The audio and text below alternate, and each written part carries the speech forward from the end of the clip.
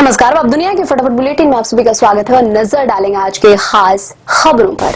Iran की एक missile गुरुवार तड़के दक्षिण इसराइल के सोरोक अस्पताल पर गिरी। इससे कई लोग घायल हो गए और अस्पताल को व्यापक पैमाने पर क्षति हुई।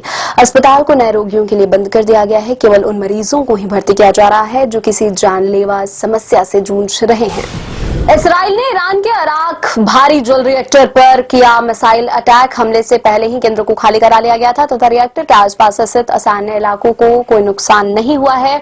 हमले के बाद किसी भी तरह के विकिरण का खतरा नहीं है। रूस के राष्ट्रपति व्लादिमीर पुतिन ने इसराइल और ईरान के बीच संघर्ष को समाप्त करने के लिए बुधवार को मध्यस्थता की पेशकश की। उन्होंने कहा, मॉस्को एक ऐसा समझौता कराने में मदद कर सकता है जिसके तहत ईरान अपने परमाणु कार्यक्रम पर शांतिपूर्वक आगे बढ़ सकता है और इसराइल की सुरक्षा चिंताएं भी कम हो सकती हैं।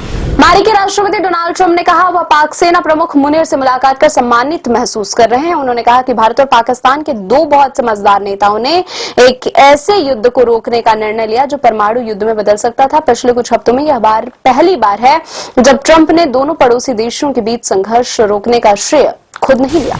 कांग्रेस महासचिव जयराम रमेश का दावा, ट्रंप द्वारा आसिम मुनीर को दोपहर के भोज पर बुलाया जाना और तारीफ किया जाना भारतीय कूटनीति के लिए बड़ा झटका है। वह कहा, मुनीर न तो किसी देश के राष्ट्राध्यक्ष हैं, न ही किसी सरकार का प्रमुख, वह पाकिस्तान का सेना प्रमुख है। कैशकांड में घिरे दिल्ली हाईकोर्ट के पूर्व जज जस्टिस वर्मा की मुश्किलें बढ़ती जा रही हैं। सुप्रीम कोर्ट द्वारा गठित 3 सदस्यीय जांच समिति ने अपनी रिपोर्ट सौंपी है। रिपोर्ट में जस्टिस वर्मा के खिलाफ महाभियोग प्रस्ताव लाने की सिफारिश की गई है। पाकिस्तान के सेना प्रमुख आसिम मुनीर को लंच पर बुलाए जाने को लेकर कांग्रेस नेता शशि थरूर का अमेरिका पर तंज। कांग्रेस नेता ने अमेरिका को 9/11 हमले और ओसामा बिन लादेन की याद दिलाई है।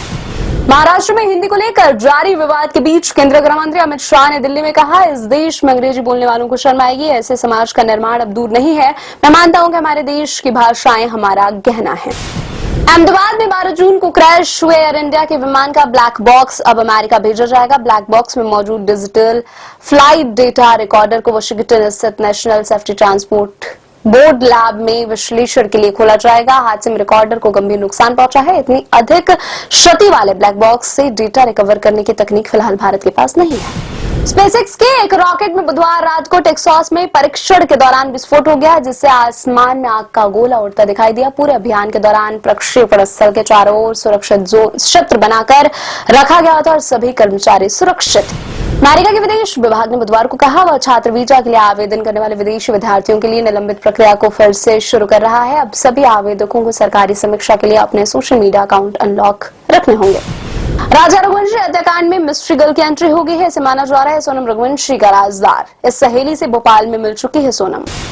बिहार के पूर्व मुख्यमंत्री लालू प्रसाद यादव ने कहा, चाहे जितनी भी आलोचना हो, लेकिन बिहार विधानसभा चुनाव में मुख्यमंत्री उम्मीदवार तेजस्वी यादव ही रहेंगे।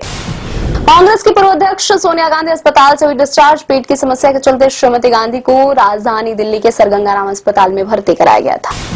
कांग्रेस की महिला इकाई के अध्यक्ष अलका लांबा का आरोप, ओडिशा में भाजपा की सरकार का पिछला 1 साल बेटियों के लिए खौफनाक रहा है और गत 11 माह के दौरान प्रदेश के लगभग 28,000 महिलाओं पर अत्याचार हुआ है।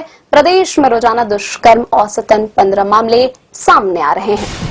प्रधानमंत्री नरेंद्र मोदी के बिहार दौरे से एक दिन पहले बृहस्पतिवार को मोटरसाइकिल सवार 2 बंदूकधारियों ने बिहार की राजधानी पटना में उच्च सुरक्षा वाले पोलो रोड क्षेत्र में गोलीबारी की। इस इलाके में कई मंत्रियों, विपक्ष के नेता और नौकरशाहों के सरकारी आवास स्थित हैं। यूपी में पिछले 8 वर्षों में 234 दुर्दांत अपराधी पुलिस के साथ मुठभेड़ में मारे गए, जबकि 9,202 अपराधी घायल हो गए। सरकार की ओर से जारी बयान के मुताबिक पुलिस के साथ मुठभेड़ में 14,741 घटनाएं हुई, जिनमें 30,293 अपराधियों को गिरफ्तार किया गया। 18 पुलिस कर्मियों की मौत हो गई, जबकि 1,700 घायल हुए।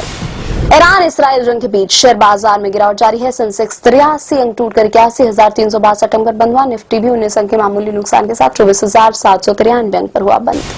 अजय देवगन की फिल्म सन ऑफ सरदार 2 का फर्स्ट पोस्टर हुआ रिलीज। वो टैंक पर खड़े नजर आए अजय। 25 जुलाई को सिनेमाघरों में रिलीज होगी फिल्म। 2012 में आई सन ऑफ सरदार का सिक्वल है यह फिल्म। सितारे जमीन पर रिव्यू सचिन तेंदुलकर ने पहली बार किया है। आमिर खान के फिल्म सितारे जमीन पर का फर्स्ट रिव्यू, कहा, एक ऐसी मूवी जिसमें आप टीम के सितारे के साथ हंसते और रोते भी हो। 20 जून को सिनेमाघर में रिलीज हो रही है सितारे जमीन पर। ये थी आज की फटाफट बुलेटिन। ऐसे ताजा अपडेट्स के लिए लगातार बने रहे हमारे साथ, यानी कि विजिट करें वेब दुनिया।